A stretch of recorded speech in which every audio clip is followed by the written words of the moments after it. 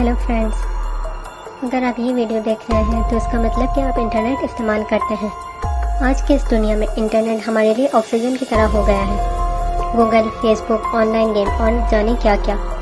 हम इंटरनेट पर मौजूद हर चीज़ को एक्सप्लोर करते हैं। लेकिन रुकिए, हर चीज़ को नहीं। शायद आपको नहीं पता होगा कि जब इस इंटरनेट को आप इस्तेमाल कर रहे हैं या इस्तेमाल कर सकते हैं, वो तो सिर्फ इंटरनेट का 4 से 5% हिस्सा ही है। और इंटरनेट पर ऐसा बहुत कुछ है जिसे आप नहीं जानते। ये इंटरनेट की कोई काली दुनिया है जिसे हर कोई एक्सेस कर सकता है। ये खतरों से भरी हुई है। इस दुनिया को हम कहते हैं डार्क वेब। इस वीडियो में हम आपको ये नहीं बताएंगे कि डार्क वेब कितने लीगल काम करता है या फिर इससे रिलेटेड क्या क्या अजीब कहानियाँ हैं। हम आपको ये बताएंगे कि इस डार्क वेब की शुरुआत कैसे हुई। आपने इसके बारे में पहले तो सुना होगा और आपको ऊपर से इस वेब का थोड़ा सा आइडिया तो होगा, और शायद आपने कुछ YouTube वीडियो में इसकी कहानी भी सुनी होगी। लेकिन ये स्टार्ट कैसे हुआ, इसके बारे में आपको शायद कहीं डीप इन्फॉर्मेशन नहीं मिलेगी जो आज इस वीडियो में मिलने वाली है। तो वीडियो को आखिर तक देखिएगा। हम इंटरनेट को 3 हिस्सों में डिवाइड कर सकते हैं। पहला तो इंटरनेट पर वो सारी डेटा और इन्फॉर्मेशन जिससे हम आसानी से गूगल और ब्राउज़र वेब उससे एक्सेस कर सकते हैं, जिसे दुनिया का कोई भी यूज़र डायरेक्ट से लगाकर उसे आसानी से देख सकता है। मतलब दुनिया का कोई भी इंसान उस चीज़ को गूगल करके उसकी सारी इन्फॉर्मेशन को पढ़ सकता है। उसे किसी भी अकाउंट या पासवर्ड की ज़रूरत नहीं होती। दूसरा आता है डीप वेब, जो इंटरनेट का सबसे बड़ा हिस्सा है।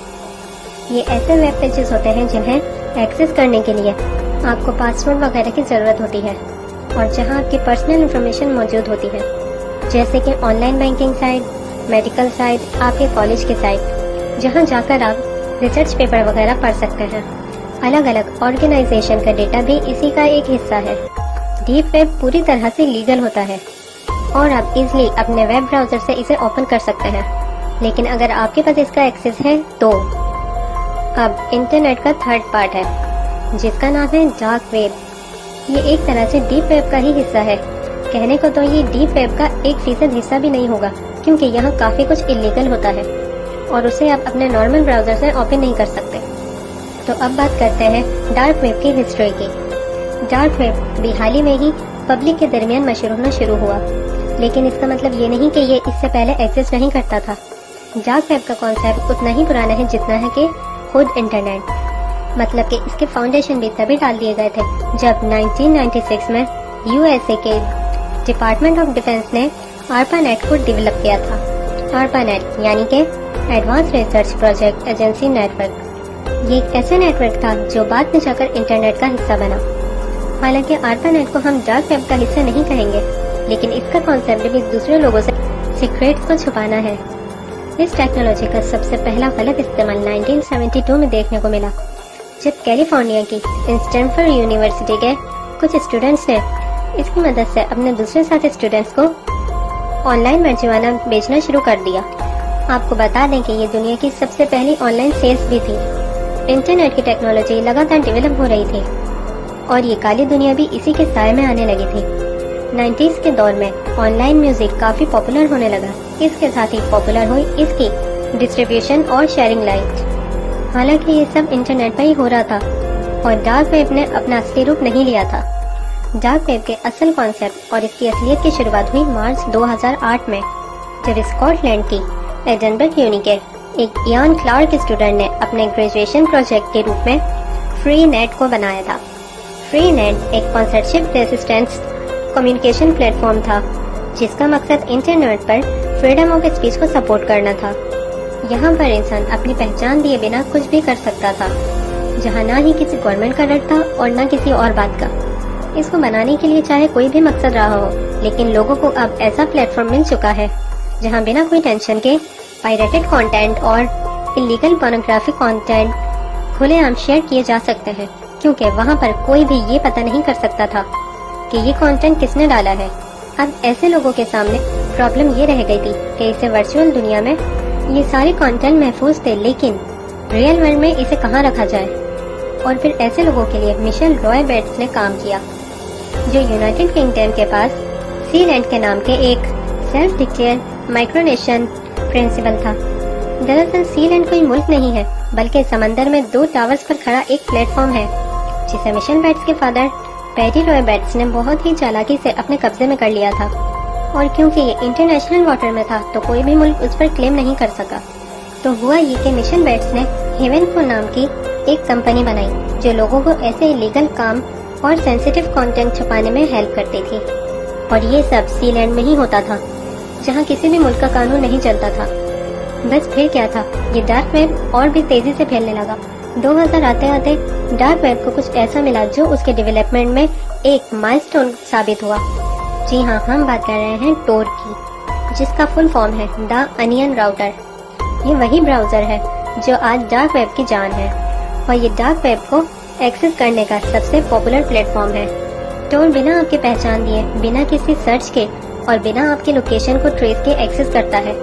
इस पे जो वेबसाइट होती है उसके पीछे डोमेन .onion नेम होता है। जैसे नॉर्मल वेब ब्राउजर पर आप कुछ भी सर्च करते हैं तो उसके पीछे .in, .k, .co, .uk और .com होता है। उसी तरह अगर आप टोर पर कुछ चीज सर्च करते हैं तो डोमेन नेम .onion होता है, जैसे google.onion और scientific mind.onion। आप इसे अपने नॉर्मल ब्राउजर से ओपन नहीं कर सकते। क्या आप जानते हैं कि वेब ब्राउजर किसने बनाया? और क्या आप ये जानते हैं कि डार्क वेब किसने बनाया? तो पहले बात करते हैं कि डार्क वेब किसने बनाया।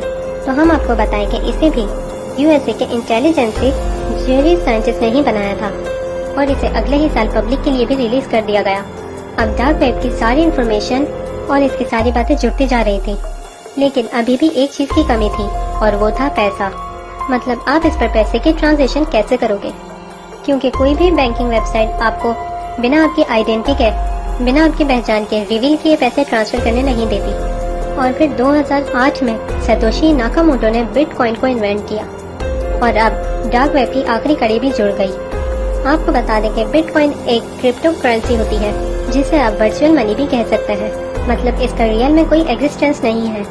जैसे कि रुपए या डॉलर, आप इसके नोट और सिक्के देख सकते हैं, लेकिन बिटकॉइन का तो ना कोई नोट है और ना कोई सिक्का, और कई शहरों में ये करेंसी इलीगल भी है। 2010 आते आते टोर और क्रिप्टो करेंसी के इस खतरनाक कॉम्बिनेशन ने ऑनलाइन ब्लैक मार्केट को इन्वेंट किया। ये ऐसा ही एक जाना माना ब्लैक मार्केट था, सिल्क रोड। इसे फरवरी 2011 में रोज ब्रिलियम ऑब्रिज ने बताया था।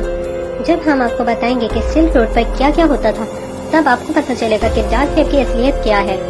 यहाँ पर online gambling, child pornography, fake licence, hacking, illegal drug sales, jewelleries, चुराए हुए क्रेडिट कार्ड्स और महंगी महंगी कीमती चीजें बेचना तो था ही। और इसके साथ ही साथ यहाँ पर ब्लैक में एक से एक वेपन्स भी बेचे जाते थे, जो कि टेररिस्ट के लिए बहुत अच्छी बात थी।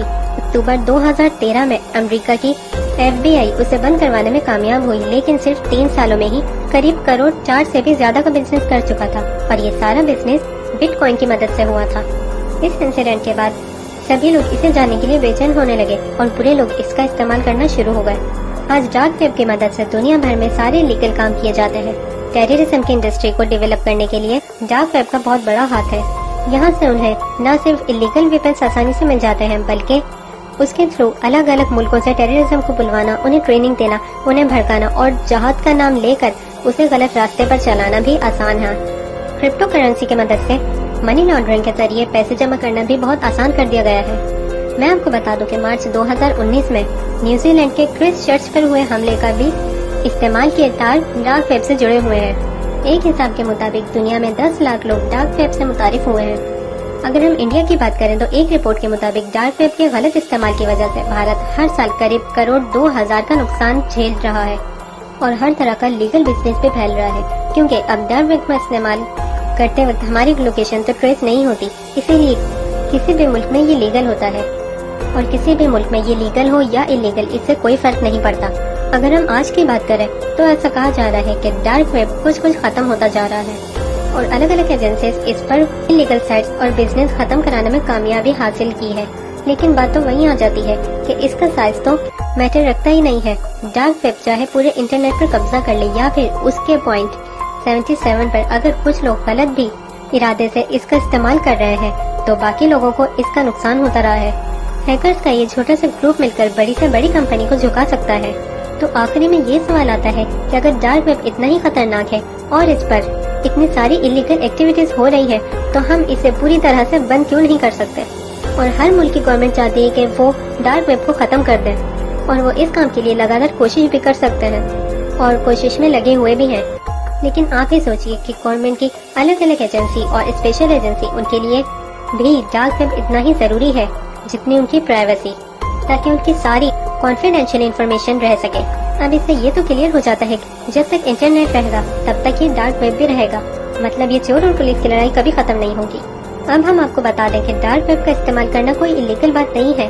कोई भी नॉर्मल इंसान यानी आप और मैं भी डार्क वेब को एक्सेस कर सकते हैं, लेकिन अगर आपके पास उसका एक्सेस है तो, लेकिन वहाँ पर जहाँ उसके फीचर्स हैं उसकी मदद से इलीगल काम करना वो गलत है। और इसीलिए हम आपको डार्क वेब से दूर रहने का ये सजेशन देंगे। अगर आपको हमारी ये वीडियो भी पसंद आई तो इसे सब्सक्राइब कीजिए और प्लीज लाइक कीजिए और साथ ही साथ कमेंट करके भी बताइए कि आपको हमारी ये वीडियो कैसी लगी।